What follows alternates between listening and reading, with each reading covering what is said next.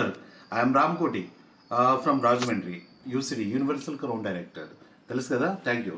ఈరోజు మీతోటి ఒక చిన్న విషయాన్ని ముచ్చటించాలని ఈ నా మెసేజ్ వీడియో ద్వారా ఇవ్వాలని నా యొక్క ఆలోచన.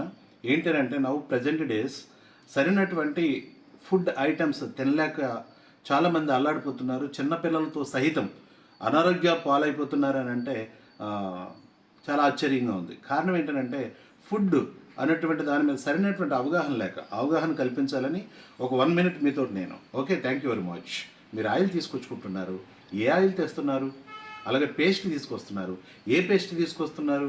డిష్ వాష్ తీసుకొస్తున్నారు, ఏ డిష్ వాష్ తీసుకొస్తున్నారు? ఏ టీ తీసుకొస్తున్నారు, ఏ టీ తీసుకొస్తున్నారు?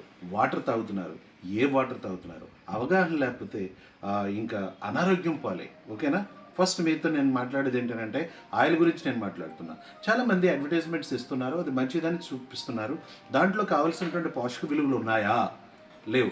అది హార్ట్ ప్రాసెస్లో జరుగుతుంది కాబట్టి అది దాంట్లో ఉండదని నేను రూఢిగా చెప్తున్నాను. కాబట్టి రెండోది, దాని ద్వారా కూడా చాలా రోగులు వస్తున్నాయి. అలాగే పేస్టే కదని మీరు తీసి పారేవిపాకండి. అది 19 టైప్స్ ఆఫ్ పేస్ట్లో 19 రకాల పేస్టుల్లో నికోటిన్ ఉంది. నికోటిన్ ఎక్కడ ఉంటుందో తెలుసు? పొగాకులో దొరుకుతుంది, గంజాయిలో దొరుకుతుంది.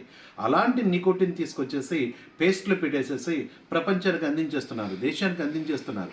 అలాంటి పేస్ట్ వలన ఇంత క్రితం చూసారా, 40 సంవత్సరాల వెళ్తే మనకి పేస్ట్ లేదు, అంతా కూడా బ్రష్ స్టిక్స్ యూజ్ చేస్తున్నారు. ఇప్పుడు అమెరికన్స్ యూజ్ చేస్తున్నారు.